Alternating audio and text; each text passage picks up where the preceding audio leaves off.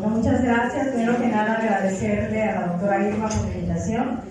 Ya es la segunda sesión en que la acompaño, pero bueno, aquí lo importante es que estamos aquí. Vamos a tratar de aprovechar el tiempo. Y bueno, lo que me interesaba precisamente es que viéramos un poquito las metodologías sociocríticas, pero realmente el ejemplo que dieron la maestra de preescolar y la maestra de primaria me pareció un elemento muy importante para que vayamos aterrizando.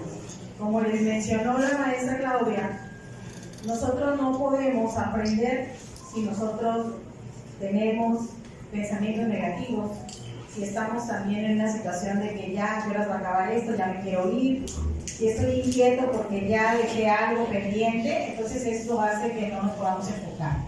Entonces, lo importante de una metodología sociocrítica es que nosotros podamos conducir un espacio, por eso le llamamos un espacio contexto-territorio, y que este espacio contexto-territorio podamos nosotros mirar desde una realidad con lentes que tienen que ver con una transformación, ¿sí?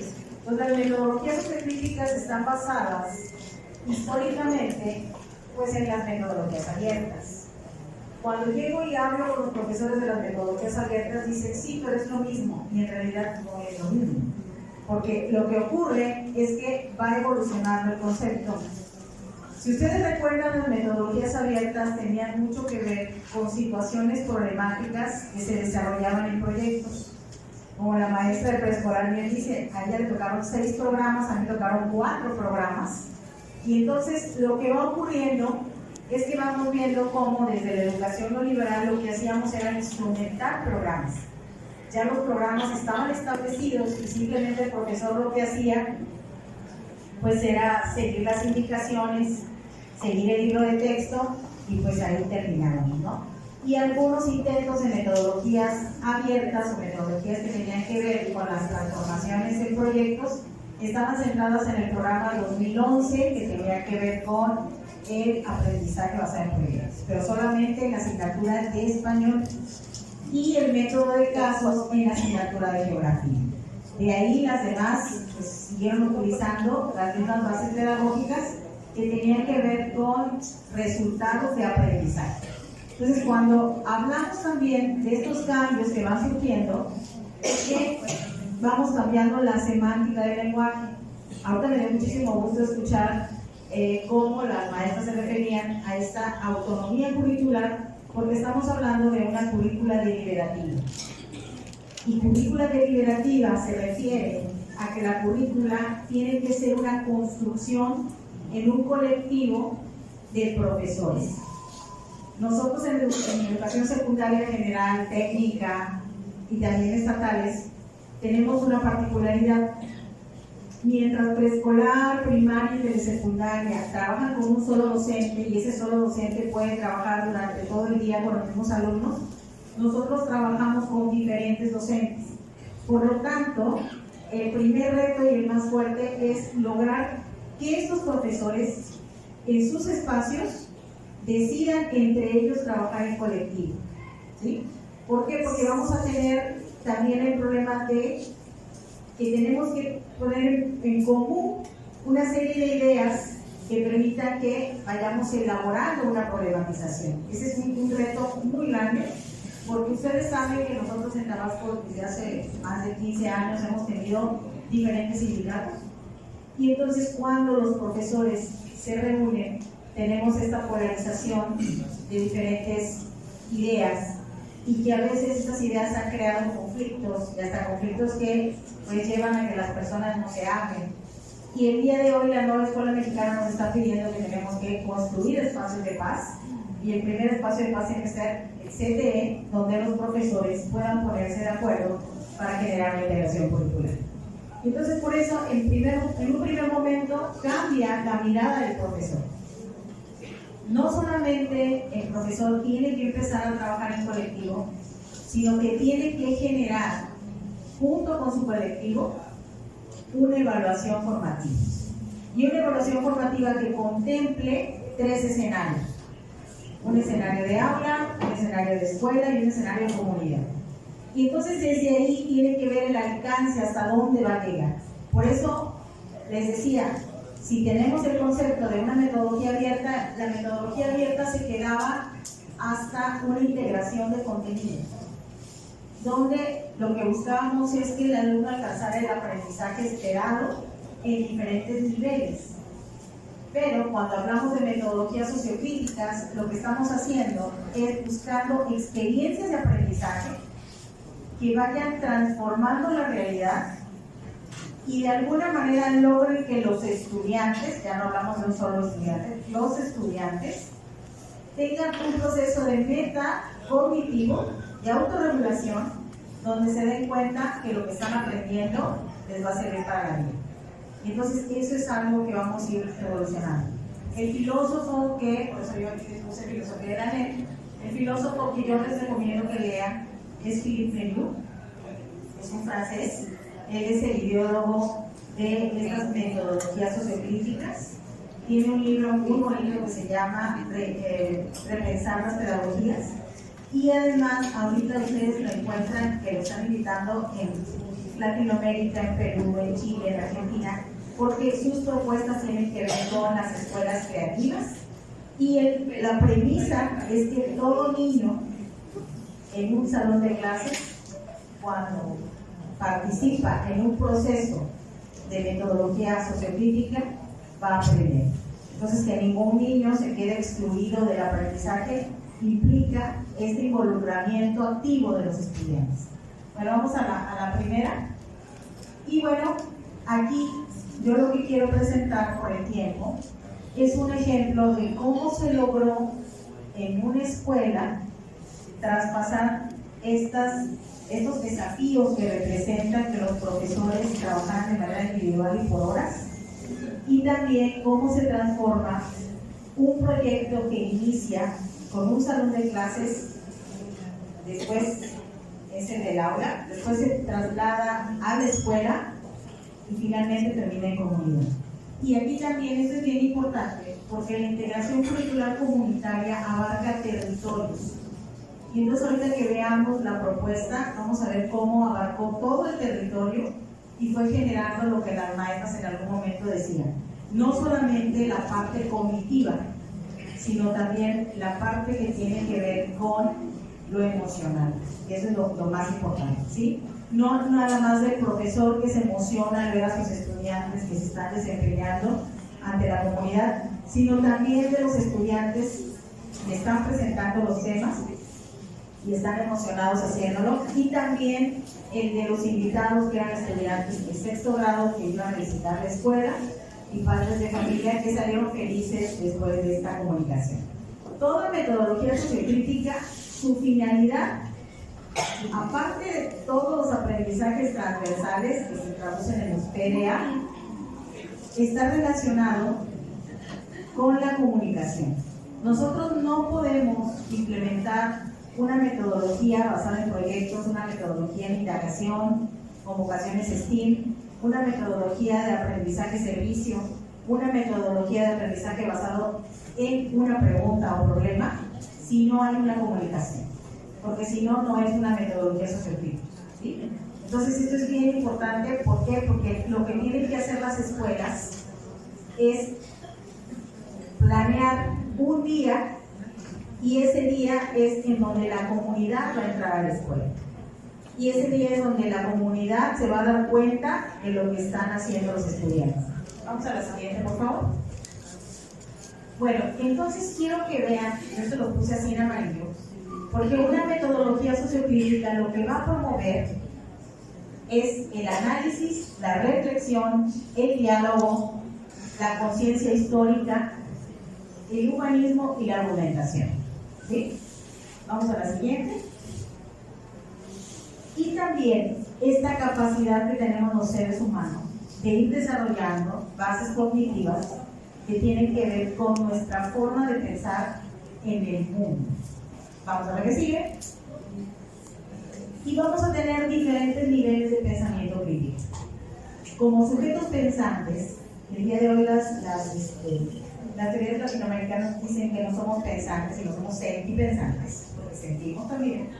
Vamos a entrar a diferentes niveles dependiendo de nuestra formación de estructura de pensamiento. El primer nivel siempre va a ser el nivel cognitivo, de conocimiento. Y en la medida en que vamos avanzando en nuestras habilidades superiores, vamos a ir comprendiendo, organizando, aplicando, analizando, sintetizando hasta desarrollar opiniones inclusivas. Cuando yo a una persona le digo si desarrolló su pensamiento crítico, en realidad lo que yo le estoy preguntando es que si está contento, está feliz con su vida en el momento presente. Porque una persona que está feliz y que se considera una persona que disfruta el presente es que ha logrado desarrollar cada una de estas, ¿sí?, habilidades de pensamiento superior. Porque es capaz de comprender su pasado y entender que si se queda en el pasado, pues entonces va a tener ansiedad, angustia, problemas que se van a somatizar en el cuerpo.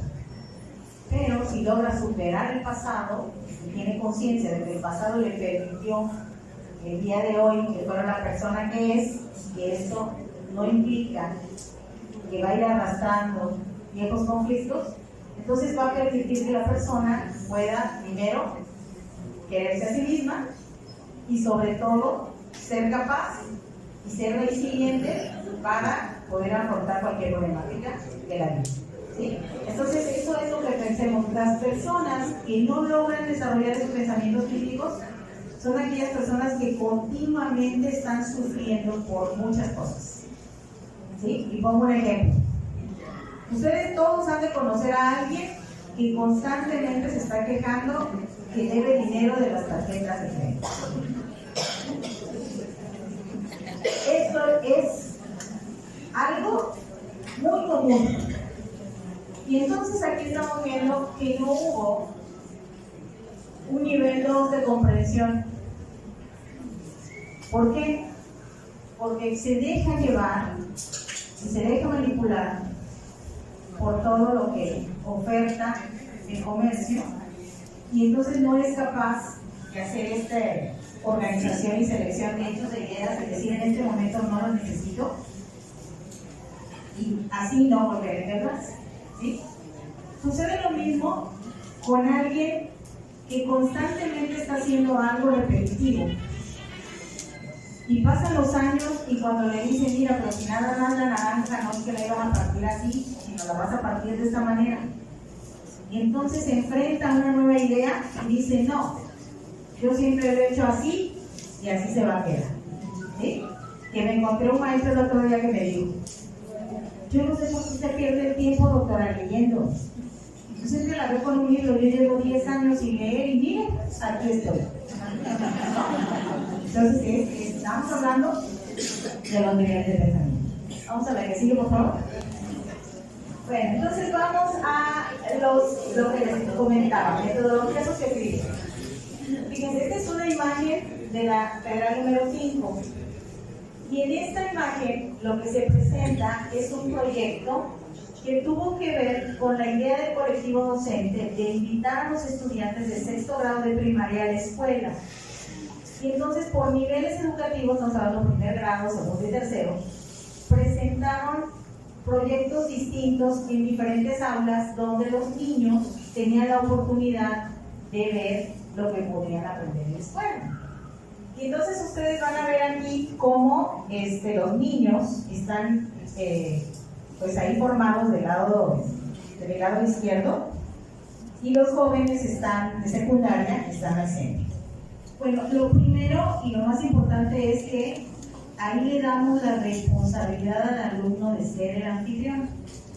Entonces los padres de familia lo que hicieron fue apoyar a sus hijos para que llevaran un café donde decía el anfitrión y ellos de manera muy amable iban colocando a los chicos de sexto grado en su lugar. Y entonces ahí estamos viendo cómo se empiezan a mover ciertas emociones, porque el niño de secundaria está demostrando ser amable. Entonces decía, por favor, ponte aquí, no, mira, te está dando el sol, cálate un poquito más acá. Entonces, esta es una parte que a veces no lo vamos a ver en los programas de metodologías sociocríticas, tal cual en el plano didáctico, pero son las emociones las que se mueven. Vamos a lo que sigue, por favor. Vamos a tener aquí que, fíjense, la integración curricular desde el aula estuvo relacionada con la construcción, ¿sí?, de prensas hidráulicas. Vamos a ver que sigue. También en el área de inglés se trabajó la biografía, ¿sí?, en inglés de un personaje científico. Vamos a ver quién es. La que sigue, por favor. La que sigue antes de eso. ¿Sí? Y vamos a tener cómo en español se estuvieron trabajando los mapas mentales y carteles relacionados con este señor. Y entonces ya ustedes pudieron descubrir, sobre todo los que su campo de formación es la física, que es Pascal. Entonces, tomaron a un personaje y de ese personaje los campos formativos empezaron a trabajar con la construcción de prensas hidráulicas, la construcción de puentes, el desarrollo de mapas conceptuales relacionados con sus principios y también en inglés su biografía. ¿Sí? Y entonces eso fue el trabajo de segundo grado. Vamos con la que sigue, por favor. Porque lo que quiero que vean es que también matemáticas se integra con las matemáticas de Pascal. Y también lo que vamos observando, que no solamente son los PDA, sino también vamos aquí el trabajo del estudiante cuando hace su reflexión del aprendizaje. ¿Sí? Y entonces este artículo que escribe el alumno, ustedes van a encontrar que tiene su resumen, sus palabras clave, su abstract y sus keywords. ¿Sí? Los que estudiaron aquí maestría y doctorado saben que es el formato que nosotros tenemos que entregar cuando hacemos un artículo científico. Entonces los estudiantes desde secundaria están aprendiendo el formato APA, que es de hacer un artículo científico. Entonces, quiero que vean que en un principio yo les decía, aquí hablamos de procesos de pensamiento crítico, reflexión. Estamos hablando de análisis, porque estamos analizando que un personaje como Pascal no solamente tuvo una influencia en la física, sino también en las matemáticas, y también toda su vida está centrada en los movimientos sociales que en la época estaban conduciendo a desarrollar ideas innovadoras. ¿Sí? Vamos a ver que sigue, por favor. Y vamos a ver que los estudiantes de artes también tuvieron que ver, porque lo interesante del estudiante es que tuvo que dibujar, tuvo que crear una infografía para que fuera capaz de que los otros estudiantes en síntesis, ahí sintetizamos ideas, pudiéramos entender un poco de la vida de estos. Y vamos a encontrar aquí el trabajo, por eso les doy la fotografía, porque estos trabajos son del turno vespertino. Y aquí estamos hablando de trabajos y proyectos en donde estuvieron trabajando los niños que presentan ciertas condiciones e inclusión. Entonces, si se dan cuenta, hasta los cortes son un poquito más toscos y sin embargo, lo que trataban de demostrar era el principio básico. Entonces, vean cómo un proyecto que inicia en un aula y que después se va al escenario de la escuela donde se están integrando los campos formativos, va conduciendo no solamente a conocimiento, también está conduciendo a habilidades que le van a permitir al estudiante más adelante en su vida, pues ejercer ciertas funciones y acciones. Vamos a ver qué sigue. Bueno, ahora, ese fue el trabajo de todo el nivel de segundo grado. Este es el trabajo del nivel de primer grado. Ellos se centraron en hacer periódicos relacionados con la independencia. Hicieron en artes, pues algunas pinturas que son muy famosas, ellos las reprodujeron. Vamos a ver que sigue, por favor. Pero también, fíjense, hicieron la integración historia, artes, formación cívica y ética. Y entonces vean qué peculiaridad. ¿Por qué? Porque en el anterior participaron algunas asignaturas, no todas, y en esta estamos viendo que participaron 3 asignaturas. Estamos hablando de por lo menos unos 6 maestros. ¿Okay? Entonces, por eso les decía, es diferente la manera en cómo en educación secundaria general nosotros tenemos que trabajar con nuestro compañero. En el caso de TEL, en el caso de primaria y preescolar, pues no tienen ningún inconveniente porque ustedes todo el día están con los estudiantes, pero nosotros sí es un reto. La que sigue, por favor. Aquí hay una reflexión muy importante. Bueno, quiero llegar a este. El mapa de la comprensión, los que conocen el proyecto Harvard Zero, saben que estamos hablando desde la década antes del siglo pasado, una serie de científicos han estado trabajando con los procesos neurocientíficos de la comprensión. ¿Sí?